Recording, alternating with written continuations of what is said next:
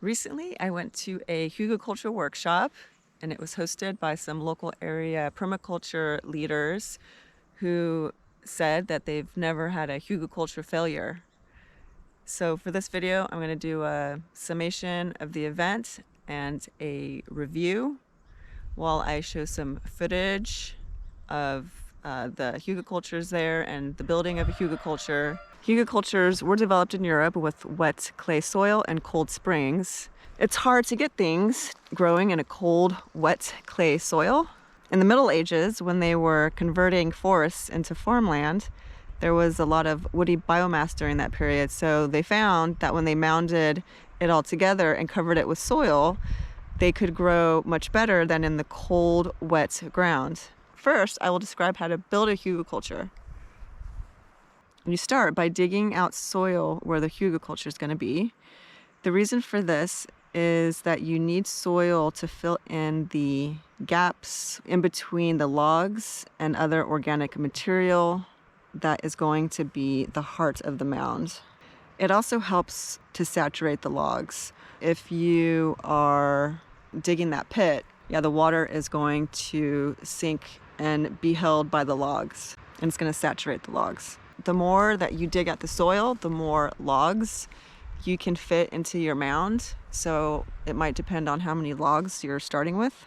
If your land has been terraced like mine, and so you don't have any topsoil, at least on the flat areas, you just have a rocky soil, then you don't have to dig. You can just put the logs on the ground. You want to try to dig out perennial roots when you're digging out that soil, because it'll be easier to manage it later. I have a mix of slow spreading natives like Oregon grape and salal, and I have fast spreaders like thimbleberry and the wild roses. And so for me personally, I would try to remove those fast spreading ones, knowing that how easily they can jump. And I think if they are in the center of the mounds, maybe they wouldn't be able to pop through the top of a hugelkultur. But if they're anywhere near the ends of it, I feel like they could creep, to the edge and then to get light and then creep back over. But if it was something like salal or Oregon grape, I don't battle with those at all. And so I would probably, even if they came up on the sides of it, I would be fine with that. But in general, a lot of your perennial weeds won't be able to grow up through the thick part of the mound. Okay, so for your woody mass that's going to be in the center of it, ideally, you want to get logs that are already rotted. Those will take less time to act as a sponge. If you only have fresh logs, that's okay too, but you may just need to irrigate that mound longer. If you have both rotted logs and fresh logs, you can mix them together or just put the fresh ones on the bottom. That will be more sunken and then can maybe benefit from more contact with the water that's going to pool there in the sunken ground. And keep bigger logs in the center of the mound and on the bottom. But if you don't have big chunks, like when I think of hugelkultur, I think of like some big logs and then some little logs and then some sticks. But if you just have like medium logs, that's fine too. Also, I would think that you would want big logs, ideally, just because you have more of that sponge effect so that you won't have to water in the future. So you can imagine if you're putting in wood that's already rotted, you're kind of putting in the sponge and you don't have to create the sponge after it's already put together. So people say that hardwood is better than softwood, but people use softwood all the time. In fact, one of the instructors said that he's put together a hugelkultur with just cedar and it worked perfectly fine. You want to put the logs as close together as possible, and that's for a couple of reasons. The first one is the more gaps you have with the wood pieces, the more rodents can burrow and find little homes in there. Now you could think of that as a good thing because they're depositing nitrogen. The instructors said that they've never really had a problem with rodents. And in fact, if you have a large wooded property, and you learn about how to preserve the wildlife and make little homes, you're going to see that you're encouraged to make homes for critters anyway. There's ways that you can place logs depending on what you want to create homes for, with bigger caves for bigger animals and smaller caves for the smaller animals. So it's kind of like, if you kind of believe in that, creating homes for wildlife, then you're kind of doing that with the hugelkultur in a sense. But you can also limit it by just trying to prevent, little caves in the first place by placing the logs close together. Second reason why you want logs close together is because you're going to be planting on it and you don't want your plants to sink. Something has to fill that gap. And if it's not the wood, you're going to have to bring stuff in to fill the gaps. And what is that? It's probably going to be soil. But remember that you've only dug out so much soil before you placed your logs. And if you're like me, you don't have any soil to spare because the topsoil has been removed. So the more gaps you have, the more you have to bring in materials to fill in all the spaces. Now you can fill in the spaces with organic matter. In fact, that is encouraged. But the more organic material you add, the more it's going to sink, and you might have to add soil anyway. The spaces between your wood, you're going to fill in with soil, and then you're going to water it. So we're going to water the mound as we're building it. By watering it, we're going to kickstart the process of making it a sponge. Also, the watering enables the dirt to settle in, so it doesn't sink later, or doesn't sink as much later. Feel free to use filler material other than soil. So sod, weeds, or other green manure you can put on the bottom. If you think there's living roots in there, you want to keep it on the bottom so it can't grow through. But still be careful, because some weeds, like bindweed, can travel many feet to find light. So if you put weeds in there, know your weeds, and don't put stuff in there that's going to climb out.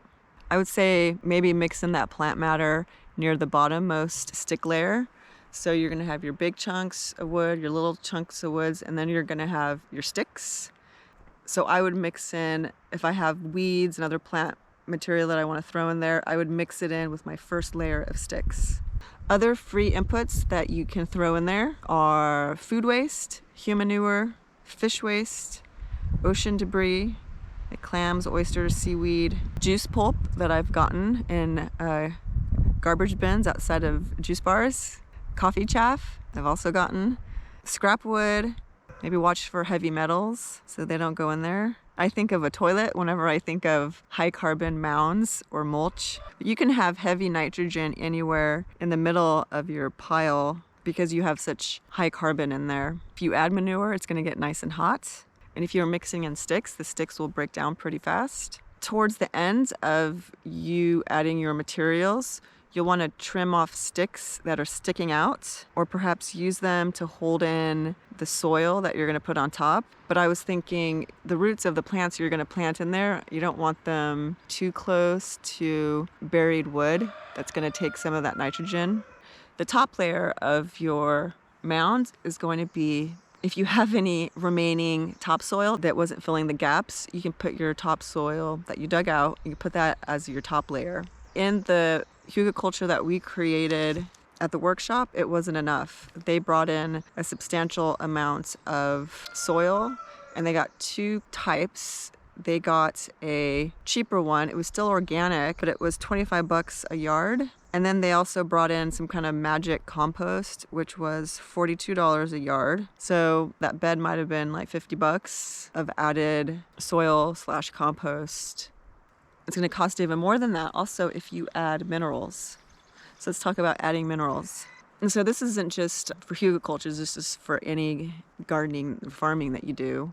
You have the Elaine Ingham people, that camp, who says you don't have to add any minerals. It's all biology. All you have to do is awaken the biology, and they will extract the minerals from the soil and feed it to your plants. So all the minerals are already there, so don't add anything. And then you have the other crowd, like Steve Solomon. I know there's other people, but I just know Steve Solomon camp that says you need to add minerals. Do soil tests. Master gardeners will say do a soil test and then just add what's missing. And Steve Solomon, I haven't read his book, but based on what other people do, it might just be like, here, just add these because it's not gonna hurt, or it's likely that it's missing and your plants are gonna like it. So how do the instructors do it? Where do they fall? So they fall in the middle and they do like sort of like a shotgun approach. I'm like, I don't want to add anything. You can find everything in nature, or you can make your own inputs. But I think it's apparent that he probably just had better results when he added minerals.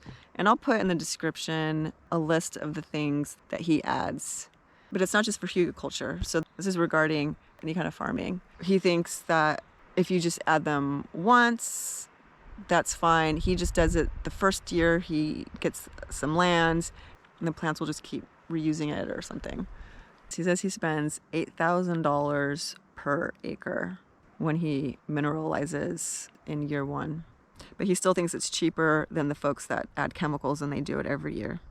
You can think of your mound as both an electrical and a nutrient battery, especially if you put in biochar. You can charge your biochar with your pee or with compost. So once you add your soil, you put your plants in the soil.